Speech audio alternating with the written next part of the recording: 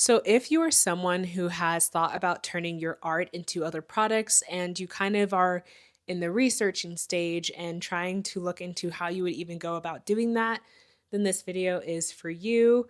I started my shop last year where I now print my art on various different products, mainly focused on stationery.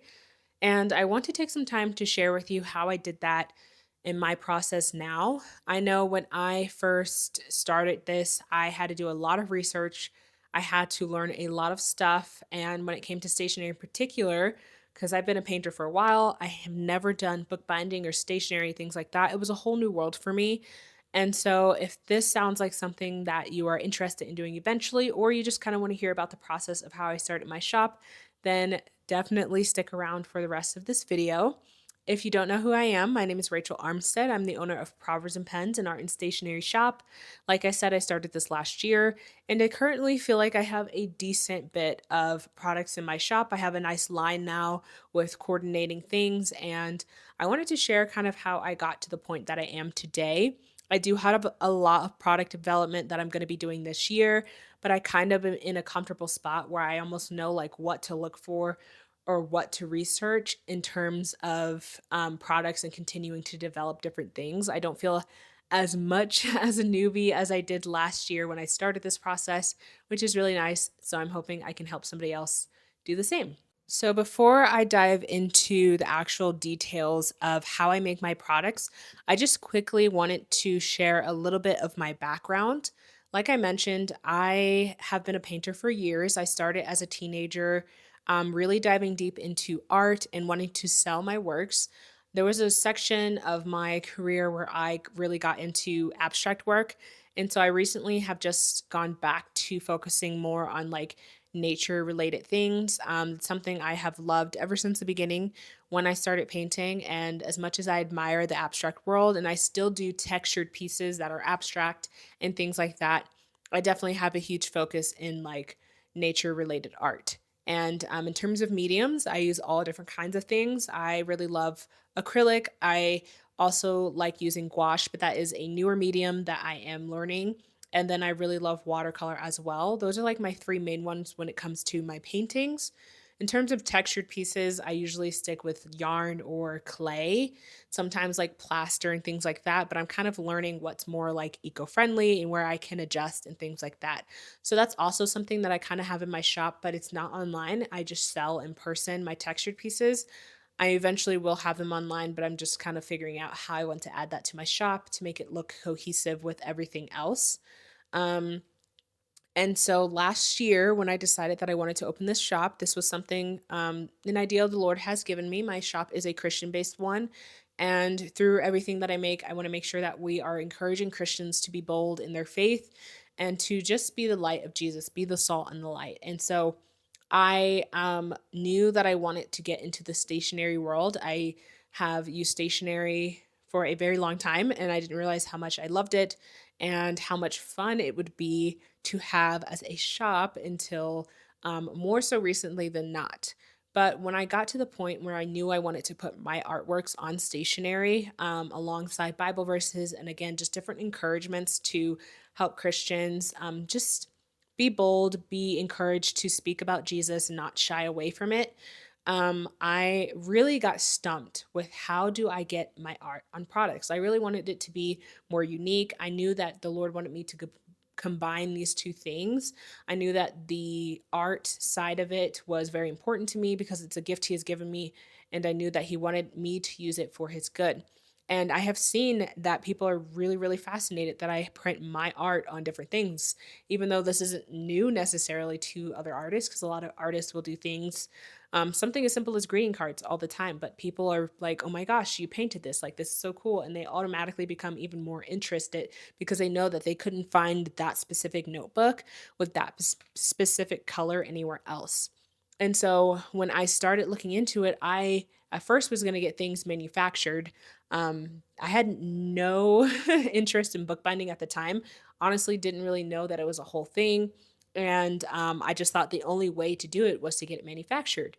But it was a very big initial investment, and we just didn't have the money to put to that specifically because it was a lot just for one product, for one cover, for one notebook. And I really wanted like a line of things. And I really felt the Lord just tell me to start doing it myself, like learn how to bookbind. He's, I don't know, I really felt like he just put on my heart that he's given me this gift to be creative and learn. And within the creative world, I feel like I'm good at that. And so, yeah, I dived into bookbinding and I am here where I am today, where I have fallen in love with the world of bookbinding and being able to like start from the process of like painting a picture to getting it scanned and digitizing it and then printing it on different things and then turning it into a notebook or a greeting card or a notepad. It's been so fun.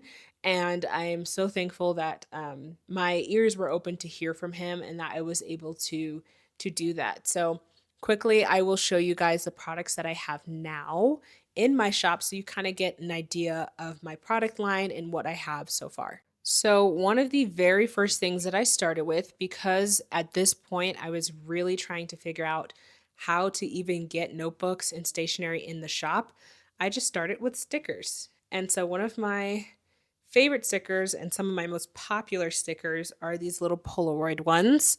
These are my paintings in Polaroid form as a sticker, and they have been a huge hit. I do have plans to like update these with just different fonts to make it easier to read and things like that. But that's the very first thing I started with. Those paintings are also my three main covers that I use on pretty much all of my products. I just recently added another three set of paintings that I now have in everything but stickers.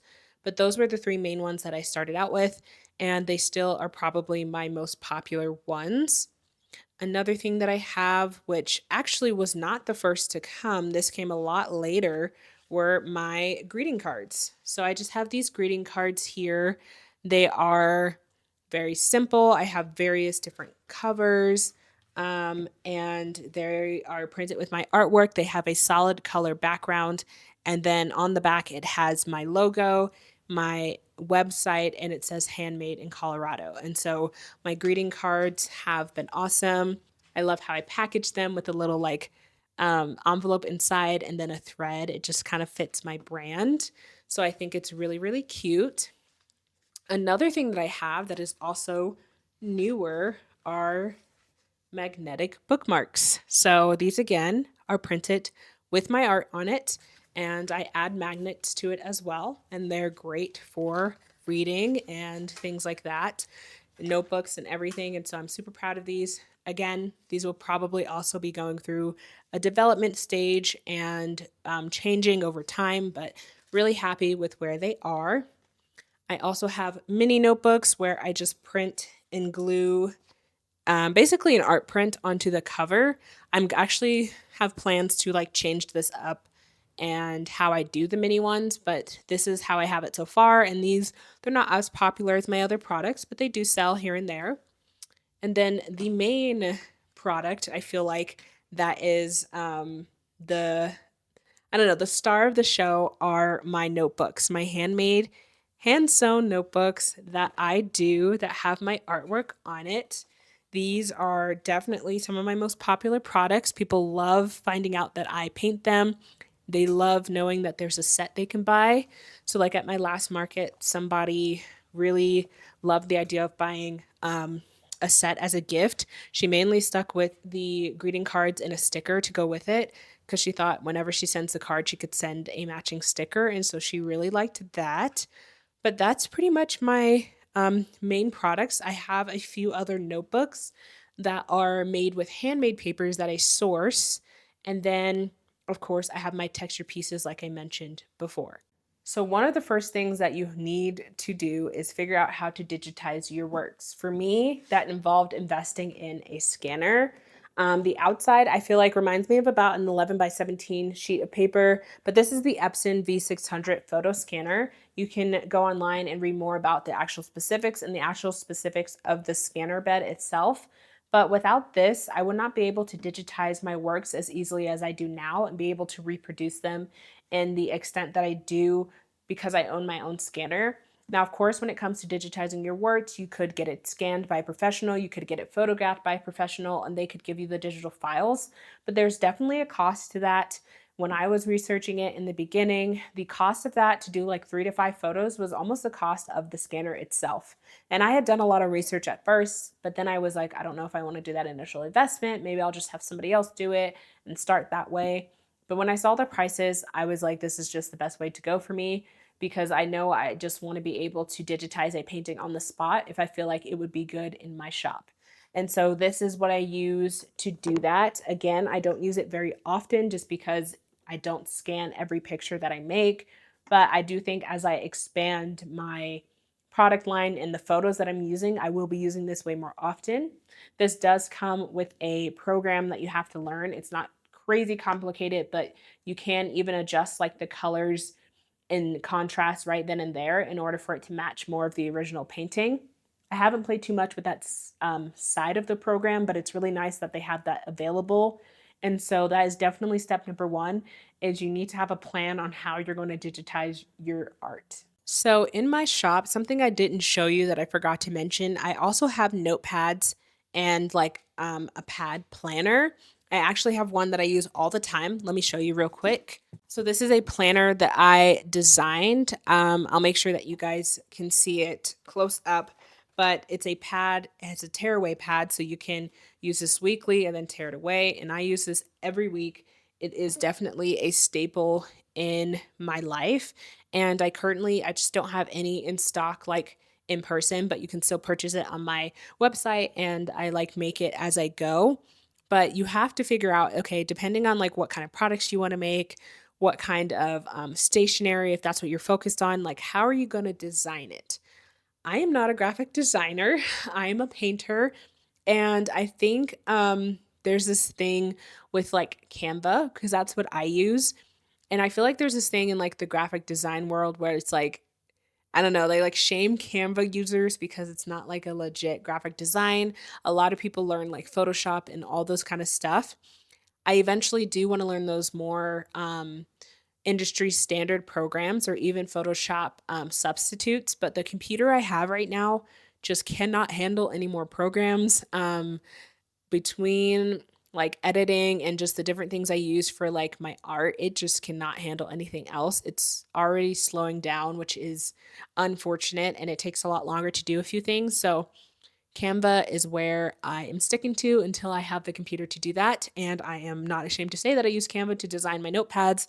I used it to design my Polaroid stickers. I use it to set up my files for like literally everything. Canva is where I go. And so after you scanned everything, depending on the products that you're going to want to do, even if you're doing stickers and you're designing them, you need to have somewhere that you're familiar with, somewhere that you're comfortable with learning in order to go create those products and get the correct file that you need. Because depending on who you're printing with, they might request a certain file that's really important to have to set up so you can then get it printed.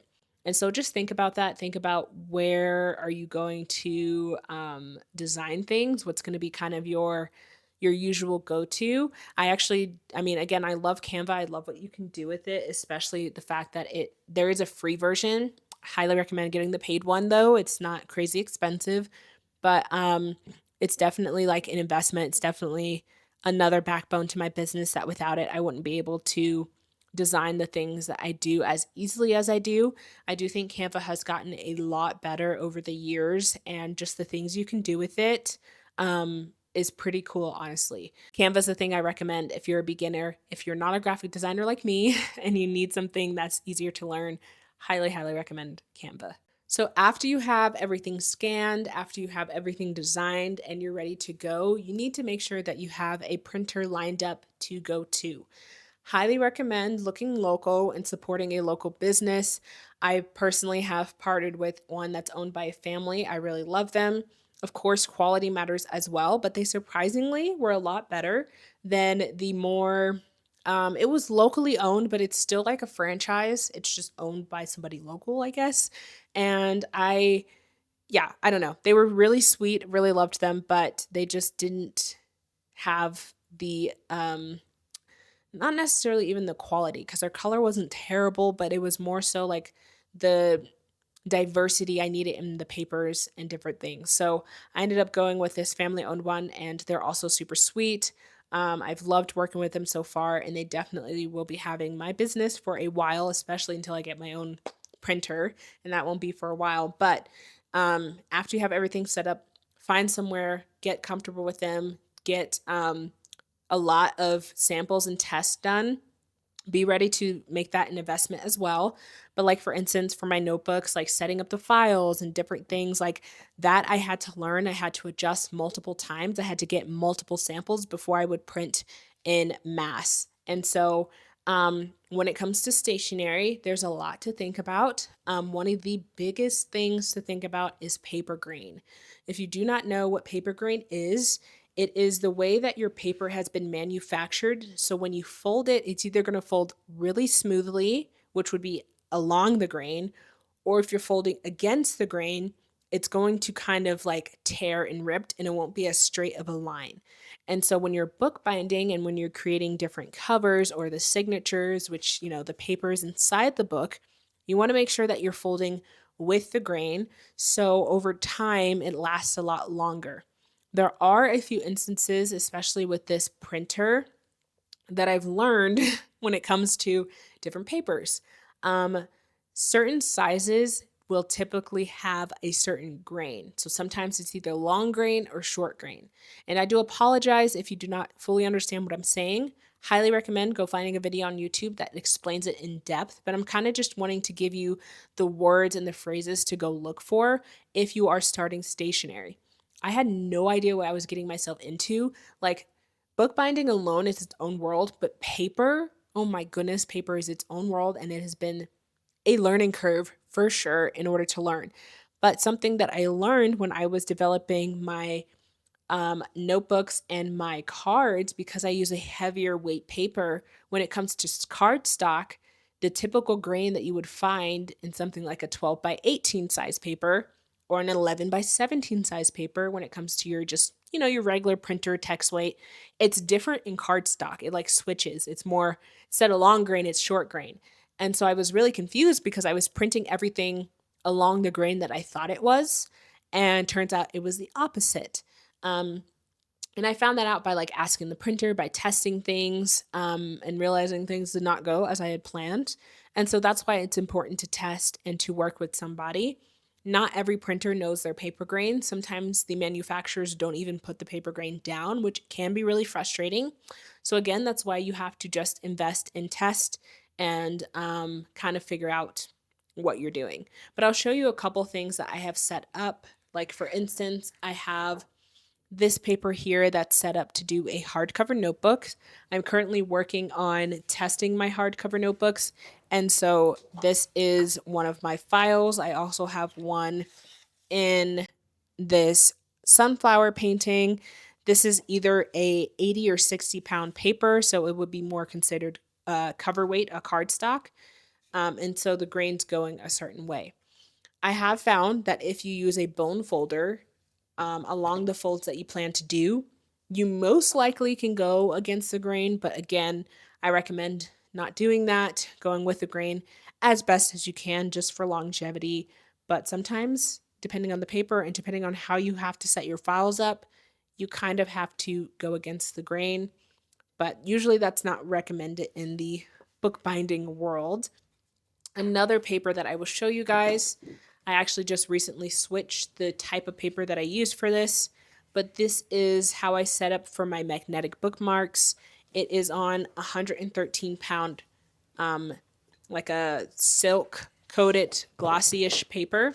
So it's very heavy. I was doing 100 pounds, but I went up to 130 because I just really wanted them to be really sturdy. Again, depending on the printer or who you go with, their paper weights, their sizes, what they can and can't do will all be different. So that's just something you're going to have to research and take the time to do. And this will happen probably the same time as you're designing your files and figuring out how to even digitize them as well. But just having those things in place so you're ready to like print and you know who you're going with, and it just makes it a lot easier. And yeah, it's really fun to find people to work with as well. So those are the basic steps of how I started designing and printing my products. I know some of this can seem really overwhelming, but it you just kind of have to dive into it. You kind of just need to take your time, do your research, be diligent, but just know it does not have to be perfect for you to start.